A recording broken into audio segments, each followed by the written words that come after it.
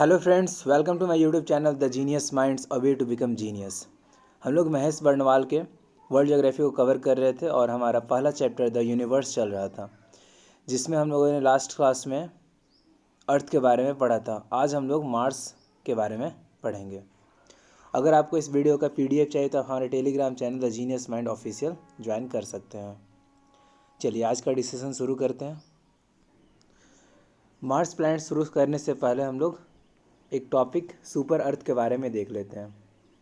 Super अर्थ क्या होता है? ये एक एक्स्ट्रा सोलर प्लैनेट है।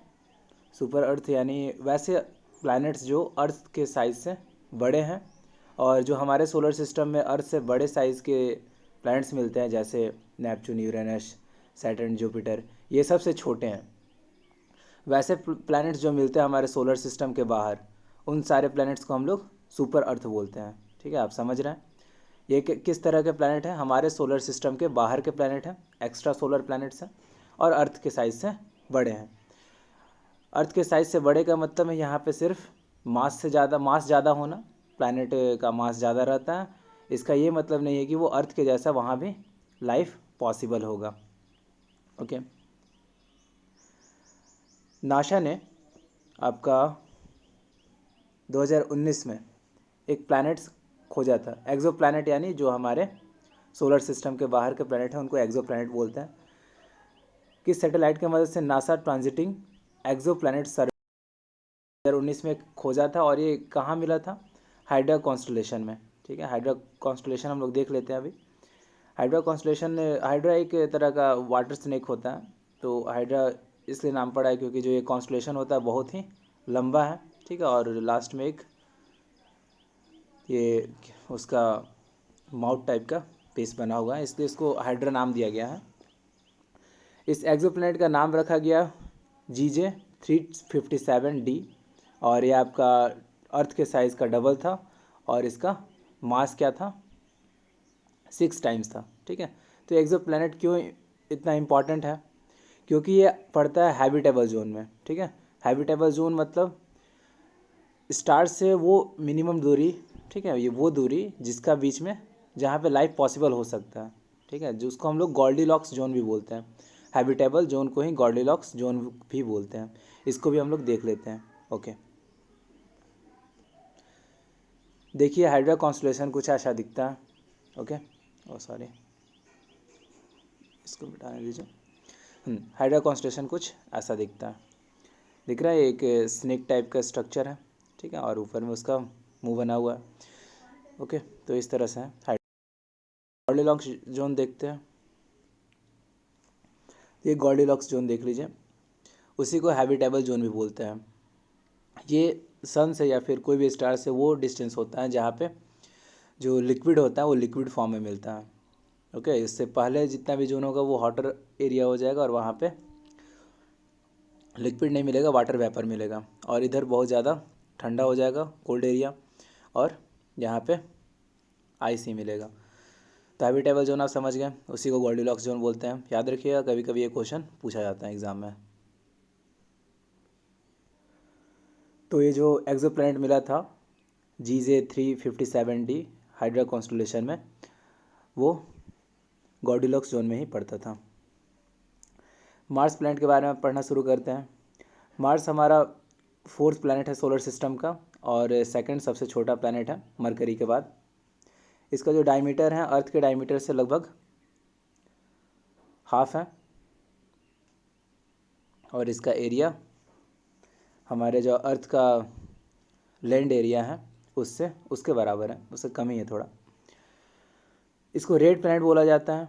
इसको रेड प्लैनेट क्यों बोला जाता है? क्योंकि इसका जो सरफेस है वो रेड ऑरेंज कलर का है, ड्यू टू आयरन ऑक्साइड की वजह से। ठीक है, ये भी क्वेश्चन पूछा गया है। क्यों? तो आपका मार्स का सरफेस रेड कलर का है। ठीक है, आयरन ऑक्साइड की वजह से। ये टेरेस्ट्रियल प्लैनेट है, और इसमें जो मिनरल्स हैं जैसे अर्थ में मिलता है सिलिकॉन, ऑक्सीजन और मेटल मिलता है। ठीक है, तो और इसका जो नेचुरल सैटेलाइट्स हैं वो कौन से हैं? फोबोस एंड डिमोस हैं। ओके, और डिमोस छोटा नेचुरल सैटेलाइट भी हैं। जैसे अर्थ का नेचुरल सैटेलाइट मून है, वैसे ही फोबोस डिमोस मार्स के सैटेलाइट्स हैं। इसको याद रखें, पूछा जाता है ये क्वेश्चन भी। एटमॉस्फेयर यहाँ का बहुत ही थिन है और इसको अपना एक रिवॉल्यूशन पूरा करने में 687 डेज लग जाते हैं। ठीक है, जैसे अर्थ को एक रिवॉल्यूशन पूरा करने में 365 डेज लगते हैं, वैसे इसे 687 डेज लगते हैं। इसका रोटेशन सिमिलर है अर्थ के जैसा, ये भी वेस्ट से ईस्ट रोटेट करता है। यहाँ पे एक हाईएस्ट पॉइंट है यहाँ का, जैसे अर्थ का हाईएस्ट पॉइंट माउंट एवरेस्ट है, उससे 3 टाइम्स ज़्यादा ऊंचा है यहाँ का हाईएस्ट पॉइंट, जिसका नाम है निक्स ओलंपिया। ये क्वेश्चन भी पूछा गया है, निक्स ओलंपिया कहाँ पर है। ठीक है, तो ये मार्स प्लैनेट पे है। बहुत सारा मिशन भेजा गया आपका मार्स का एक्सप्लोरेशन के लिए, वहाँ पे लाइफ है कि नहीं, वो लाइफ पॉसिबल है कि नहीं वो चेक करने के लिए, क्योंकि मार्स ही एक ऐसा प्लेनेट है जो जहाँ पे लाइफ पॉसिबल है, क्योंकि यही एक हैबिटेबल जोन में आता है अर्थ के बाद। तो यहाँ पे आर्टिफिशियल सैटेलाइट भेजा गया मार्स ओडिशे करके, तो वो इन्फॉर्मेशन दिया आपका कि मार्स पे आइस कैप्स हैं, फ्रोज़न वाटर हैं। फिर नासा ने क्यूरियोसिटी रोवर भेजा था मार्स पर, Mars science laboratory on Mars जो मिशन था उसके तहत क्यूरियोसिटी रोवर भेजा गया था मार्स का एनवायरनमेंट को चेक करने के लिए। ये 2011 में लॉन्च हुआ था और गैल क्रेटर पे 2012 में ये पहुंचा था। ठीक है, क्रेटर आपको पता है क्या होता है। क्रेटर जब तक आपका मीटियोराइट प्लैनेट से टकराता है तो जो गड्ढा क्रिएट होता है उसी को क्रेटर बोलते हैं। 2012 में क्यूरियोसिटी रोवर वहाँ तक पहुँचा था, गैल क्रेटर में उतरा था। जो क्यूरियोसिटी रोवर है वो आपका इंफॉर्मेशन दे रहा है डीप स्पेस नेटवर्क जो है नासा, उसके तहत। नासा प्रिडिक्ट किया 2015 में कि मार्स पे वाटर है। क्यूरियोसिटी रोवर ने यह भी पता लगाया कि सिलिका हाई कंसंट्रेशन में है मार्स के सरफेस पे। Mars atmosphere and volatile evolution mission MAVEN, ये भी प्रोब भेजा गया था नासा के द्वारा 2013 में, जो कि 2014 में वहाँ पहुँचा। नासा ये प्लान कर रहा है कि वहाँ पे एक परमानेंट सेटलमेंट बनाया जाए मार्स पे, ताकि वहाँ पे रह के आराम से मार्स का एटमॉस्फेयर का स्टडी कर सकें। ठीक है, क्योंकि वहाँ का एटमॉस्फेयर बहुत थिन है, कैसे इफ़ेक्ट होता है वहाँ का एटमॉस्फेयर सोलर विंड से, ये सब देखा जा सके। मार्स ऑर्बिटर मिशन, ये हमारा मिशन था मार्स ऑर्बिटर मिशन।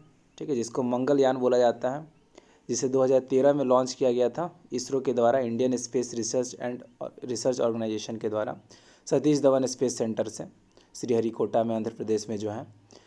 और कौन सा रॉकेट यूज़ किया था हम लोगों ने, PSLV यूज़ किया था, polar satellite launch vehicle PSLV C-25। तो इसको याद रखें किससे हम लोगों ने भेजा था।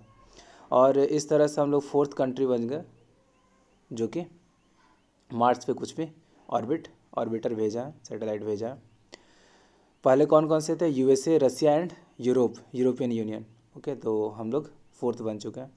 चाइना से पहले हम लोगों ने ये कर दिखाया। और जब ये हुआ था तब 2014 में 24 इन्वेंशन, ठीक है, तो उसमें ये भी था, टाइम मैगजीन ने कवर किया था बेस्ट 25 इन्वेंशन में मंगलयान भी हमारा था।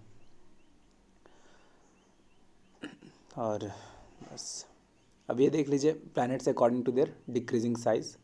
ठीक है, छोटा होते हुए क्रम में, तो सबसे बड़ा तो आपको पता है जुपिटर है और सबसे छोटा मरकरी है। ठीक है, जुपिटर सैटर्न है, उसके बाद फिर यूरेनस है, नेपच्यून है, अर्थ है, वेनस है, मार्स है एंड मरकरी है। वही मास में देखा है तो बस यहाँ पे एक ही चेंजिंग आता है, सब सेम रहता है, नेपच्यून और यूरेनस, इसमें चेंजिंग आ जाता है। नेपच्यून का साइज़ तो बड़ा है बट मास, साइज़ तो छोटा है बट मास यूरेनस से बड़ा है, बस यही है यहाँ पे एक। डिक्रीजिंग डेंसिटी में देखा है तो हमारा अर्थ का डेंसिटी है जो वो सबसे, अर्थ का जो डेंसिटी है सबसे ज़्यादा है, उसके बाद मरकरी है, फिर वेनस है, मार्स है, नेपच्यून है, जुपिटर है, यूरेनस है, फिर सैटर्न है। ठीक है, तो इसको याद रखें। टेरेस्ट्रियल प्लैनेट आपको पता है, जो भी 4 प्लैनेट, पीनर प्लैनेट को बोलते हैं, जोवियन प्लैनेट आउटर प्लैनेट को बोलते हैं। और planet according to decreasing revolution period किसका सबसे कम होगा, जो सबसे नज़दीक होगा। तो जो सीक्वेंस है दूर वाला, डिस्टेंस वाला, वही सेम सीक्वेंस फॉलो होगा रिवोल्यूशन में, क्योंकि जैसे जैसे दूरी बढ़ता है रिवोल्यूशन का जो लेंथ है, जितना ऑर्बिट का जो लेंथ है वो बढ़ते जाता है। ठीक है, तो सबसे ज़्यादा नेपच्यून का ही होगा, सबसे कम मरकरी का होगा। ओके, तो आज के लिए इतना ही। नेक्स्ट क्लास से हम लोग आगे कवर करते हैं।